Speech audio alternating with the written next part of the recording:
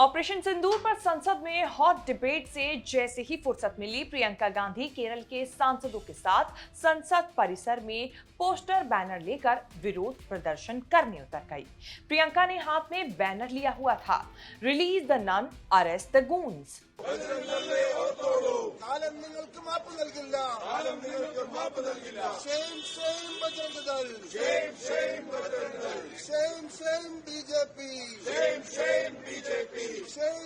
Chhattisgarh CM कन्यास्त्रीगळे अवहेलिचा। अब तक जो हंगामा केरल और छत्तीसगढ़ में मच रहा था वो नेशनल इश्यू बन गया। केरल की दो नन को जबरन धर्म परिवर्तन और मानव तस्करी के आरोपों में बीजेपी शासित छत्तीसगढ़ के दुर्ग रेलवे स्टेशन से गिरफ्तार किया गया है। केरल की नन के खिलाफ शिकायत बजरंग दल ने की।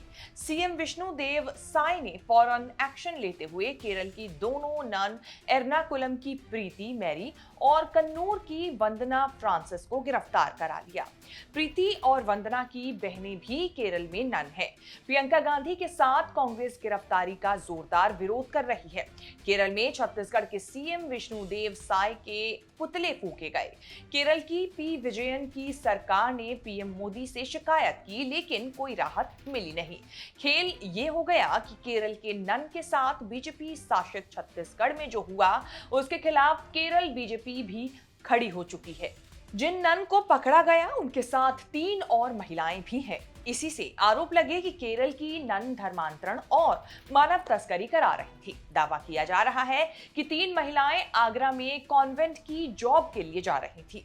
दुर्ग में केरल की नन रिसीव करने पहुंची थी, जहां से गिरफ्तारी हुई।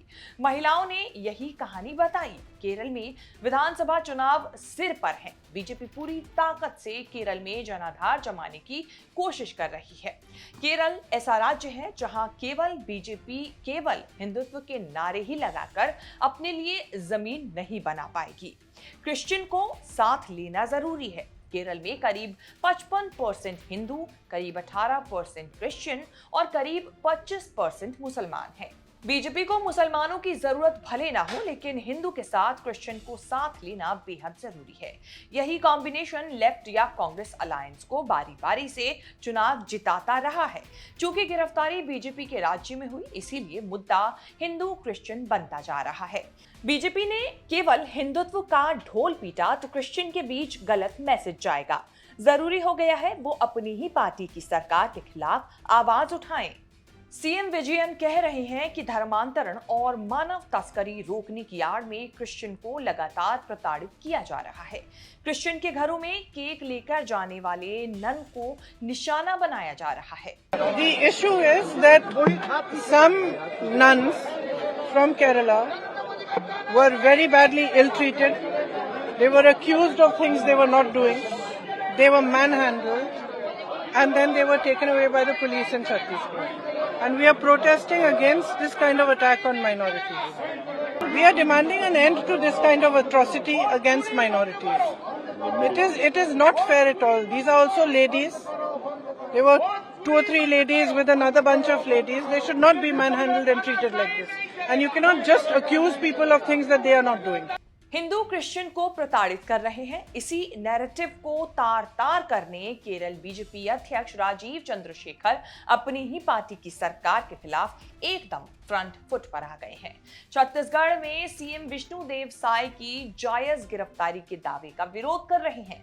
राजीव चंद्रशेखर ने गृह मंत्री अमित शाह से बात करके बताया कि केरल की दोनों नन की छत्तीसगढ़ में गलत गिरफ्तारी हो गई है। राजीव चंद्रशेखर ने दावा किया कि वो दोनों नन की सुरक्षित रिहाई की कोशिशों में लगे हैं। केरल बीजेपी के 2 नेताओं को छत्तीसगढ़ सरकार से बात करने और नन को लीगल सपोर्ट देने के लिए भेजा गया, लेकिन कोई रास्ता निकला नहीं।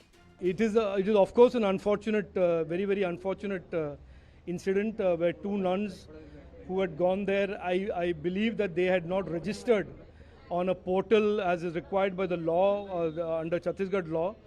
We have immediately reached out to the Home Ministry of Home Minister of Chhattisgarh and to the government of Chhattisgarh and clarified that these are nuns who were basically accompanying 3 adult women with the consent of their families for jobs, and therefore there was no issue of trafficking, nor was there an issue of any conversion. Congress alliance UDF ने भी सांसदों की एक team Chhattisgarh भेजी। Misunderstanding और miscommunication के 100% चंद्रशेखर के दावे के बाद भी छत्तीसगढ़ सरकार अपने स्टैंड पर कायम है कि धर्मांतरण और मानव तस्करी के आरोपों पर ही ये लगातार अड़े हुए हैं। राजीव चंद्रशेखर बजरंग दल पर भी बरसे कि उन्होंने गलत किया तो उन्हें अकाउंटेबल ठहराया जाएगा। संसद में बस्तर के बीजेपी सांसद महेश कश्यप ने पूरे विवाद के लिए कांग्रेस को जिम्मेदार ठहराया। सभापति महोदय, मुझे आपने समय दिया। अभी अभी हमारे विपक्ष के नेताओं के द्वारा बस्तर के विषय में बात रखा गया। मैं एक चीज याद दिलाना चाहता हूं, बस्तर जल जंगल जमीन से भरा बस्तर को 60 साल तक काला पानी सजा के बना के रखा। वहाँ माओवाद दिया, गरीबी दिया, अशिक्षा दिया। उसी का फायदा उठा करके आज सेवा, शिक्षा, स्वास्थ्य के आड़ में अलग अलग गतिविधियां चलाया जा रहा है। और जो हमारे जनजाति बहनें जो अबूझमाड़ महामहिम राष्ट्रपति महोदय के दत्तक पुत्र के नाम से जाने जाते, उस क्षेत्र में जो कि कोई भी असामान्य आदमी घुस नहीं सकता, वहाँ के बेटियों को अलग अलग राज्य में ले जाके धर्मांतरण जैसा जाल में फंसाना, उनको शारीरिक शोषण कराना, तस्करी करना, ये उन लोगों को संरक्षण दे रहे हैं। उनको पता होना चाहिए, बस्तर में आइए, बस्तर के आदिवासी बेटी बहनों के साथ लगातार अन्याय अत्याचार हो रहा है और कई बार उनको गलत नाम से शादी करके उनके साथ धर्मांतरण जैसा जाल में फंसाया जा रहा है और ऐसे सैकड़ों मामले हैं।